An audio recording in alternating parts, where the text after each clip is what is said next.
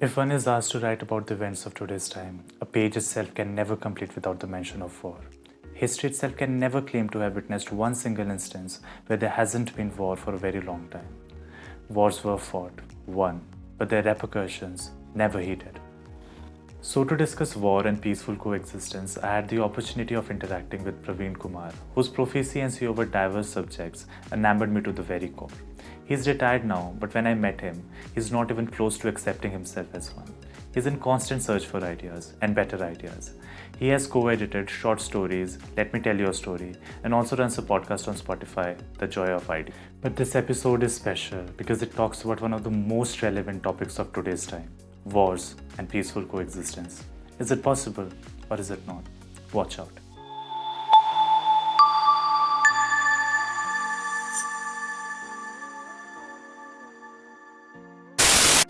So thank you so much for inviting us to your wonderful home. Is there anything you want to say right before we start this conversation, sir? I'm really thankful to you for giving me this opportunity, wonderful opportunity, and meeting three wonderful people. Okay. So I'm very happy. Let me start this by saying you're looking stunning, sir, right now. The grey hair are really looking nice on you, sir. Thank you so much for such beautiful compliments. Sir, in the world that we are living today, there's growing extremism, there's growing radicalization, there's growing terrorism, and there's a war happening also. I want to know your stance on war. Like, where do you stand on the idea of war? Do you feel that it is a necessity? Do you feel that it can be avoided? Or do you think that it should be avoided at any cost? As far as I think, war is intertwined with life. Actually, there is no escape from wars. And wars have always been there right from the beginning of the history. But the nature of wars and the intensity of wars and the scope of wars, they have been undergoing change with the passage of time. Yeah. And we have to think in terms of what an individual does and what we see on the macro scale. Yeah. For instance, if there are two individuals, or if there is a family, or there is a small group of people, so we are thinking on a very micro level. Yeah. So even there we see disagreements, lots of disagreements. And sometimes these disagreements, they can take a very nasty shape and they can turn into aggressive behavior. So there's a possibility. And these things, when these things aggravate and reach a certain level, and when they happen on a macro scale, they convert into wars. Yeah. So this happens. So war has been always there. And if we look at the Mahabharata, then there was Dharam Yuddha. Yeah. So the way we approached war, that was different. But in the modern times, things have changed in a very drastic way. And for instance, if you look at some people from history, for instance, if you look at the Mongols or the Vikings, Yeah. they were great warriors. Yeah. They were always ready to fight because that was their way of life. So war has been there right from the beginning of history and even out there. But the reasons why wars happen, they have been changing. For instance, there have been wars for economic gains or territorial gains, sometimes for supremacy, sometimes for political reasons, and sometimes for one's faith. Yeah. So there are numerous reasons why wars happen. So in modern times, the kind of wars that were fought in the previous era, that has completely undergone change. Yeah. Previously, people were mostly in need of food or land. They wanted to, you can say, fulfill their basic needs, and that's why they conducted wars. Yeah. But now things have changed, and the kind of wars that were there at the time, that's not possible in the present times. So as far as you are saying whether wars are possible, whether wars can be avoided, I would say that wars should be avoided. But to say that we can completely eliminate wars, that's not possible. But there is only one possibility when we should enter war. And that possibility is when war is thrust upon you and you are sucked into war, then you have no option. War becomes inevitable and then we have to participate in war. Yeah. So that's my stand on wars. All right, sir. So when I mention the term war, it's pretty much existent everywhere in the world. And if not actively, it's been present in minds of people or in the hearts of people. Do you think that there would ever come a time when this all would stop and we would be in peaceful coexistence with one another? This is a very philosophical question. Yeah. And in fact, there has not been any period in history when we were in absolute peace. Yeah. There was no conflict, there was no war. Yeah. But if we think of this question in a slightly different way, Yeah. we start thinking of individuals. Instead of thinking of nations or large groups, we think of individuals. Are individuals at peace with themselves? Most of us in our society, in our families, and in our personal lives, we are not at peace. Yeah. And we know that a society is comprised of individuals. So if individuals are not at peace with themselves, automatically they will spread the kind of disturbances and the kind of aggressive behavior they have inside them in the outside world. That's quite normal, that's quite natural for them to do. And we have always seen that we sometimes dislike people. We dislike certain nations, we dislike certain ideas, we dislike certain ideologies. And if this dislike converts into conflict and ultimately into war, so it becomes a point of conflagration. So basically we can say that the world has never been at peace and wars will keep on happening. And we cannot say that it can be completely eliminated from society. But at the same time, we can think of the peacemakers. There have been numerous wonderful peacemakers in the world. For instance, we can think of Mahatma Gandhi, we can think of Nelson Mandela, we can think of Martin Luther King Jr., we can think of Aung San Suu Kyi. So these are some of the wonderful peacemakers. But it's the irony of fate that Mahatma Gandhi was shot dead. Yeah. Martin Luther King was shot dead. Aung San Suu Kyi and Nelson Mandela had to spend many years behind bars. Imprisonment. So the people who have tried to establish peace in the world, even they have not been spared by the world. Yeah. But at the same time, I would like to say that whenever we try to think of some great ideals, there are always hurdles. So we shouldn't be discouraged by those hurdles. And we should constantly try to strive for achieving those goals that we have set for ourselves. Yeah.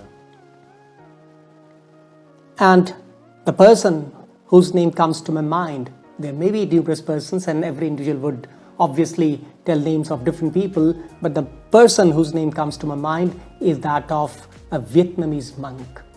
And his name is Thich Nhat Hanh. Okay. And his ideas and his meditative techniques that are very useful for first having peace within an individual and then for spreading it outwards and ultimately make the world a beautiful and peaceful world. So India has time and again been infiltrated by different countries and compassed across its northern and western boundaries. India has won 4 wars already. Do you think that in circumstances of today, the 5th war is inevitable? Right now, the possibility of the 5th war, I don't see that possibility. But India has faced many wars, sometimes direct wars, sometimes proxy wars. The wars have been there against India and probably against every country in the world. Yeah. But right now, I don't see any possibility. And the reasons why I'm thinking like this is one of the neighbors is already passing through a very difficult phase. And they are not in a position, neither financially nor militaristically, to wage war against India. Yeah. And at the same time, on our part, we have a very different kind of bent of mind. We don't try to antagonize unnecessarily our neighbors. Yeah. So we don't give the reasons to initiate wars. Yeah. As far as the other neighbor is concerned, they are a powerful nation, very strong. They are in a position to wage wars. But at the same time, I think even they are not interested in wars. Why? Because they understand the disastrous impacts of war. Okay. They know that if war happens, it's going to impact both economies. it'll destabilize both the countries. It'll, you can say, destabilize their economies. So even they are not interested in wars. And right now, the way we approach world and the way we approach, you can say, the idea of supremacy, right now, it's not necessary that we have to necessarily conduct wars to have upper hand in society. There are many different ways in which we can assert ourselves and make ourselves heard. Yeah. So people are using those methodologies to assert their point of view. Yeah.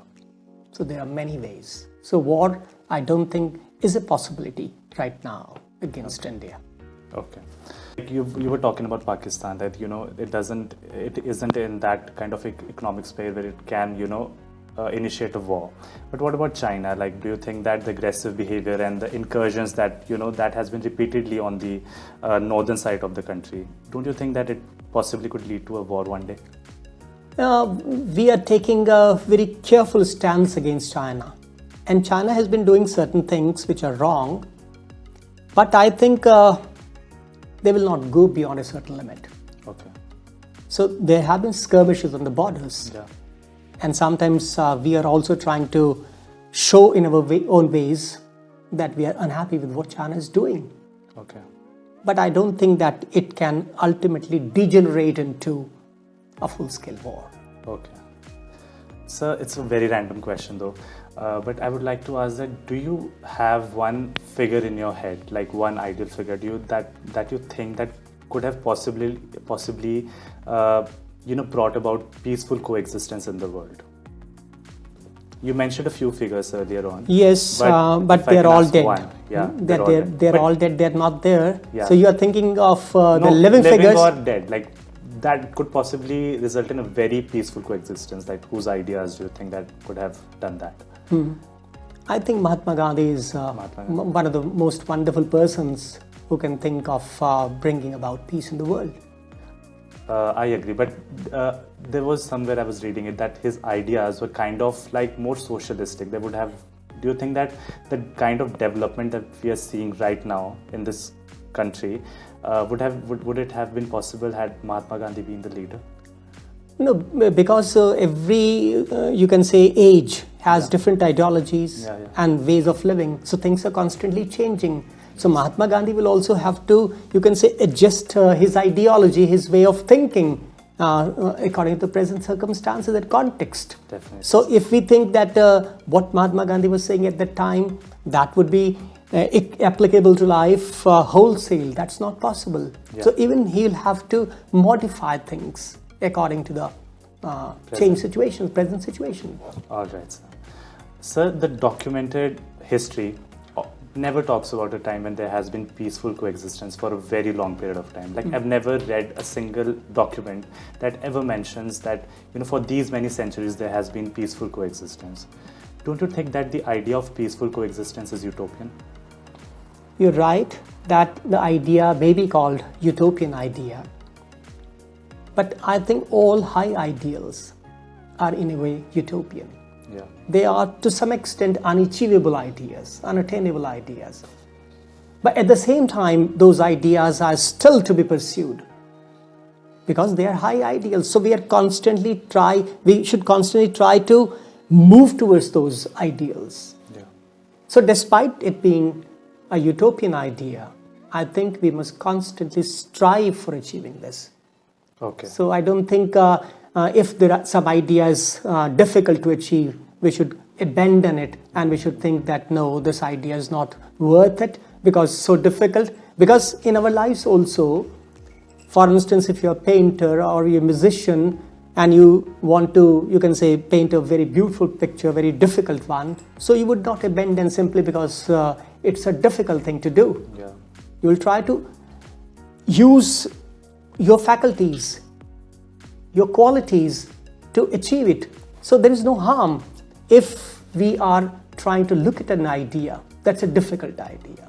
So despite it being a utopian idea, there is no point we should not try to pursue it. We must constantly strive to go towards this idea because ultimately for the benefit of the world, this idea is important. Yeah. And right now, we may not think it like this, that things, you can say there may be a point beyond which things will go out of hand and the world will go towards third world war. So that possibility always exists. Yeah. So we must always try to find out the mechanism and the ways in which we should avoid the possibilities of third world war. Okay. So despite it being utopian, we should constantly think in terms of having world peace. All right. Okay, sir. Sir, religions like Jainism and Buddhism have tried to spread the ideas of peace and non-violence in some ways or the other. The organization like UN was built on the very foundation of bringing in international peace. How far do you think that these organizations are doing what they were supposed to do? As far as Buddhism and Jainism are concerned, their philosophical basis, the tenets on which these religions were founded, they are very beautiful ideas. Yeah. And the core idea of their belief is non-violence. Yeah. And I think it's with every religion, because no religion preaches hate, anger, or disharmony. Every religion talks in terms of peace and brotherhood and harmony. But yes, it all depends on the individuals, how we perceive those ideas and how we apply those ideas to our life. So despite Buddhism and Jainism have been there with us for centuries, we have not been able to completely utilize these ideas and make our lives peaceful. And as far as the United Nations is concerned, and we understand that after the First World War, League of Nations were formed, but it failed to stop the Second World War, and then United Nations was conceived. And United Nations is doing a wonderful job. But since there are so many variables which are beyond the control of one particular organization, that it is, I won't say impossible, it's very difficult for one organization to establish complete peace in the world. At the same time, UNO has some powers, but it doesn't have absolute power. Yeah. And then the point of its composition. UNO has a very strange kind of composition. It has 193 members, but there are only 5 permanent members of Security Council. Yeah. And India, despite making some great progress financially and in all other spheres, has not been able to find a place in this elite group. Yeah. And these 5 powers, they exercise controlled very disproportionately. They have the veto power and they prioritize their national interests. So any organization which thinks of the entire humanity can be of help. Yeah. So UNO, despite having the charter that it will try to establish international peace, has not been able to fulfill its goals very effectively. Yeah. Because of certain reasons. But despite this, I would say that so far UNO has done a good job and is trying its level best. But to say that it has been able to completely establish peace and eliminate the concept of war, that's not there. And the latest example is Russia-Ukraine war. Yeah. So despite having so many different kind of pressures on Russia, Russia initiated the war, and nobody has been able to contain the impact it has spilled over it throughout the world. Okay. Yeah. So there have been some sanctions on Russia, but still Russia is trying to push forward with this idea of the world, because it thinks that it's feeling threatened by the expansion of NATO. Yeah. And they want to, you can say, stop NATO in its tracks. They want that they want to protect their territorial sovereignty, and they want to protect their resources. So they are trying their level best. Yeah. But whether they are on the right path, or Ukraine is on the right path, or which forces are on the right path, so we are not very sure about that. Although there have been some countries which are in favor of Russia and some countries which are in favor of Ukraine. And the majority is obviously in favor of Ukraine. Yeah. Because right now Ukraine is suffering so much. Yeah. So every country thinks of war in their own way. So UNO has been able to do some remarkable job, but still I won't say that it has been able to completely do what it was meant to do. Okay. So just because you talked about Russia-Ukraine war, from the very impartial point of view, like if you have to choose sides, whose side would you choose, like right now? The most important thing is I'm a pacifist. Okay. I hate war. Okay. So whether I favor Russia as a country or I favor Ukraine as a country, that's immaterial. Okay. The important thing is Russia is not doing the right thing. Okay. Waging war against any country Yeah. and making so many people suffer, that's a bad concept according to me. All right. So I wouldn't support this war at all, despite the fact that India is very friendly with Russia. Yeah. Okay, so and we have had very long relationship with Russia, but still I wouldn't say that I support the idea of war, whether it's in Russia conducting the war or some other country conducting the war. No. All right, sir. So, sir, what do you think are the ideal steps that we could take that can possibly lead us to a peaceful coexistence? I think we have to think on two lines. It means we have to approach things on two fronts. One is the internal and the other the external. Yeah. It means first we have to think in terms of changing the inner dynamics of individuals. As I said in response to your previous question, that if people are peaceful inside themselves, if they are able to contain their aggression, then it will reflect on everything whatever they do, whether it is one-to-one relationship or relationship between nations or relationship between clans. So first thing is we need to think in terms of transforming individuals. And if individuals are transformed, then obviously the possibility of war will be not exactly eliminated, but at least it will be mitigated. Yeah. So that's one thing. And the second is the external measures that we can take about war. And the external measures are, we need to strengthen UN. United Nations should be given more power. Its composition, especially the Security Council, that needs to be overhauled. Some other countries need to be included in this, so that no particular country wields absolute power, the veto power. So that kind of thing. At the same time, we have to devise some mechanism so that these large-scale wars are not possible. Yeah.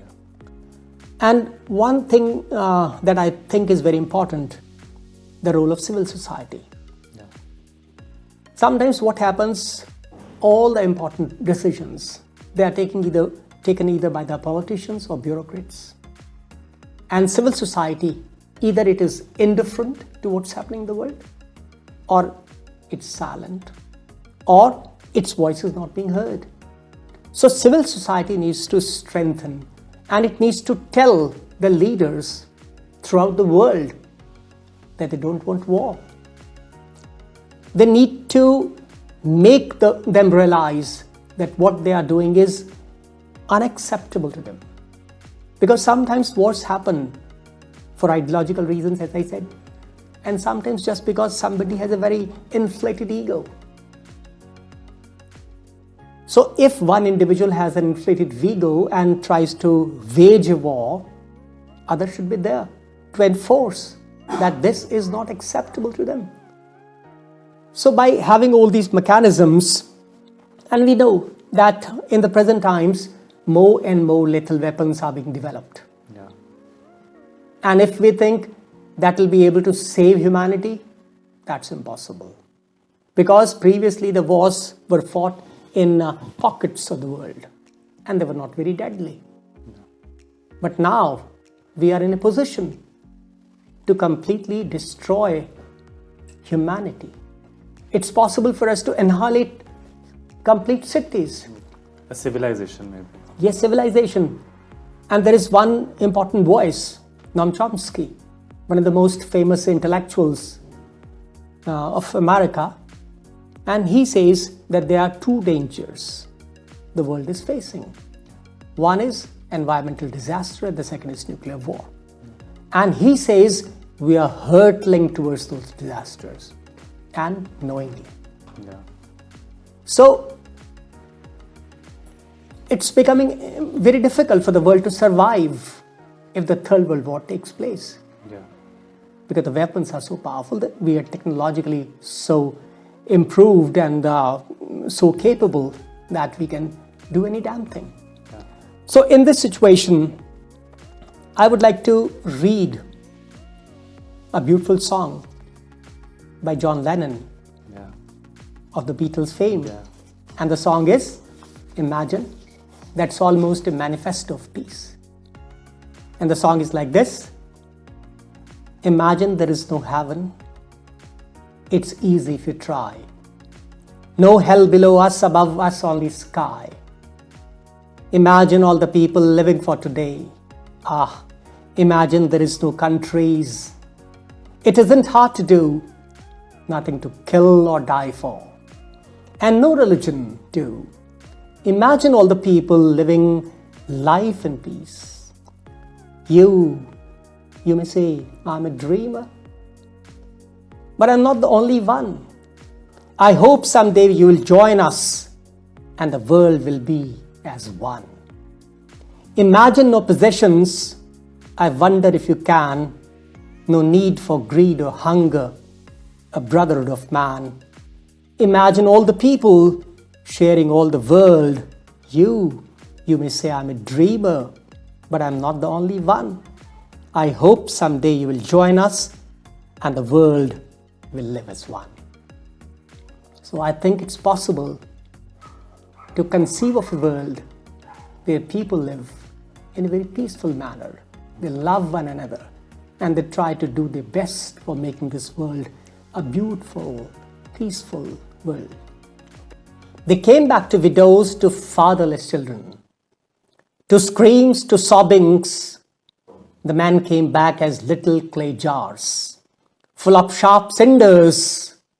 War is a pawnbroker, not of your treasures, but of the lives of your men. Not of gold, but of corpses. Give your men to the war of God, and you get ashes.